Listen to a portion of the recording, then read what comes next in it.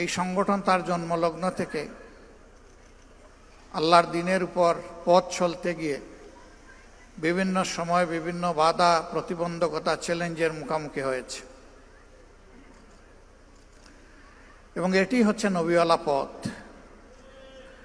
দুনিয়ায় 9 জন নবী ছাড়া তৃতীয় আরেকজন খুঁজে পাওয়া যাবে না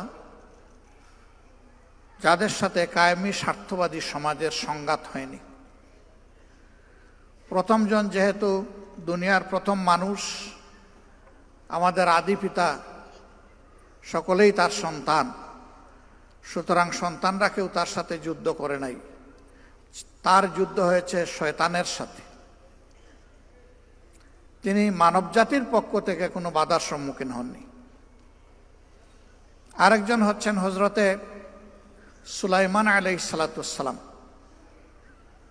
বাবাকে আল্লাহ তাআলা বাদশাহী দিয়েছিলেন এবং নবুয়ত দান করেছিলেন। তিনি তার পিতার পরবর্তী উত্তরাধিকার ছিলেন। আল্লাহ তাকেও নবুয়ত এবং বাদশাহী দান করেছিলেন। এমন কিছু নিয়ামত আল্লাহ তাআলা তাকে দান করেছিলেন যে স্বয়ং জিন এবং শয়তানরাও তার অনুগত হতে বাধ্য হয়েছিল। তার সাথেও সমাজের কোনো সংঘাত হয়নি। এই 2 জন ছাড়া যত নবী পয়গম্বরের ইতিহাস আমরা জানি, তাদের জীবনটাই ছিল সংঘাত মোকাবেলা করে জান্নাতের পথে এগিয়ে যাওয়া। ধৈর্যের পরীক্ষায় তারা সকলেই উত্তীর্ণ, তবে ধৈর্যের পরশপাথর ছিলেন হযরতে ইব্রাহিম আলাইহিস সালাম। আল্লাহ তাআলা তার জীবনে ধৈর্যের অনেকগুলা পরীক্ষা নিয়েছেন। সেই একটা পরীক্ষায় যদি আমি কিংবা আমরা পড়ি, আমাদের হালত কি হবে আল্লাহ তাআলা ভালো জানেন। কিন্তু আল্লাহ তাআলা জীবনভর তার কাছ থেকে পরীক্ষা নিয়েছেন। কখনো একটি মুহূর্তের জন্য তিনি ধৈর্য হারাননি। সেই তার ধৈর্যের প্রতি আল্লাহ তাআলা সন্তুষ্ট হয়েই পরবর্তী পর্যায়ে সমস্ত মুমিন মুমিনাতের পিতা হিসেবে, রুহানি পিতা হিসেবে আল্লাহ স্বয়ং তাকে ঘোষণা করেছেন, মিল্লাতে আবিকুম ইব্রাহিম হুয়া সাম্মাকুমুল মুসলিম।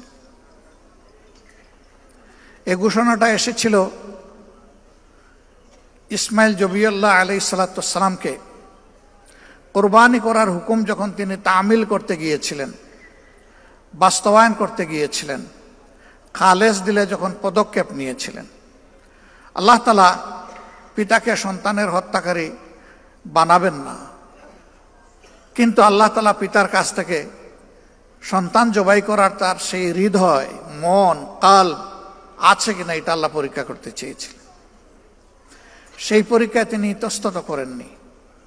তিনি তার মাবুদের সিদ্ধান্তের উপর, ফয়সালার উপরে তিনি ইখতিয়ার করেছিলেন, নির্ভর করেছিলেন। তিনি ছিলেন চরম মাত্রার মুতাওয়াক্কিল আলাল্লাহ। সেই সময় তিনি ছুরি চালাতে গিয়ে মহান আল্লাহকে সাক্ষী রেখে যে কথাটা বলেছিলেন, ইন্না সলাতি ওয়া নুসুকি ওয়া মাহইয়ায়া ওয়া মামাতি লিল্লাহি রাব্বিল আলামিন। হে আল্লাহ, নিশ্চয়ই আমার সালাত, তার মানে আমার তামাম ইবাদত, আমার নুসুক, আমার সব ধরনের ত্যাগ, কোরবানি, কষ্ট স্বীকার, চ্যালেঞ্জ মোকাবেলা, আমার হায়াত যা তোমার একান্ত মেহেরবানির দান, আমার জন্য নির্ধারিত তোমার কাছ থেকে আমার মওত, আমি বিশ্বাস করি এই সব কিছুর চাবি তোমার হাতে। আমি সব তোমার হাতে তুলে দিলাম, আর আমি এখনই তোমার হুকুম বাস্তবায়ন করতে যাচ্ছি। বিসমিল্লাহি আল্লাহু আকবার। আল্লাহ তাআলা তার পরীক্ষায় তার বান্দাকে পাশ করাই নিলেন। তার কলিজার টুকরা প্রথম সন্তান বৃদ্ধ বয়সে পাওয়া, আল্লাহকে ডাকতে ডাকতে, চোখের কোণার পানি ঝরাতে ঝরাতে সেই সন্তানকে আল্লাহ সম্মানিত করলেন এবং তাকে বাছিয়ে নিলেন। তার জায়গায় একটা পশু আল্লাহ তাআলার পক্ষ থেকে পাঠিয়ে দেওয়া হলো এবং সেটি জবাই হয়ে গেল।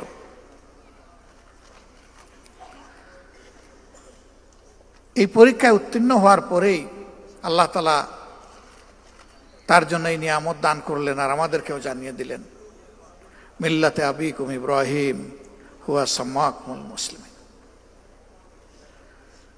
ধৈর্যের পরীক্ষায় উত্তীর্ণ আমার এই গোলাম এখন থেকে সমস্ত মুমিন মুমিনাতের বাপ। আল্লাহু আকবার। ভাই বোনেরা, আমি সহ আমরা যারা এই শপথ নিয়েছি, শপথের শেষ পর্যায়ে গিয়ে এই কথাটা আমরা সবাই তেলাওয়াত করেছি। এই সময় অনেকেই আবেগ আপ্লুত হয়ে কান্নাকাটি করেছি। এই ভয়ে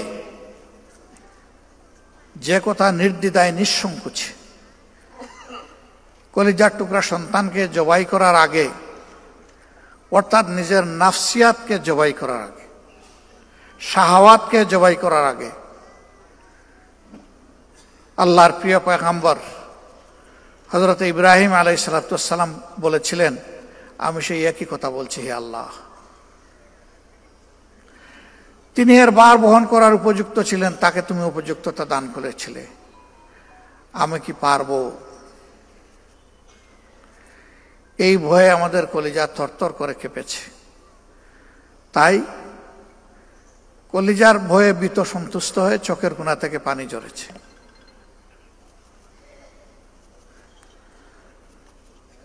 আমরা কোন হওয়ার কেউ হয়েছে 25 বছর, কেউ 20 বছর, কেউ 30 বছর। আমার ছোট্ট জীবনে কাটায় কাটায় 41 বছর।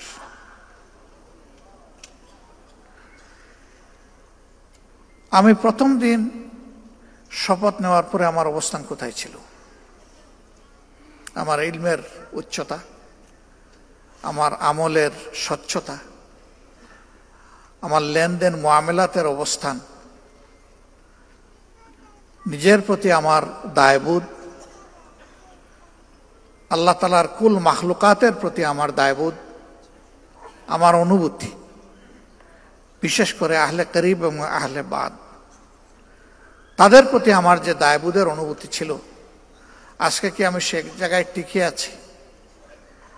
যদি আমি টিকে থাকি তাহলে বুঝতে হবে যে আমি এক জায়গায় স্থির দাঁড়িয়ে আছি, আমি পিছিয়ে যাইনি।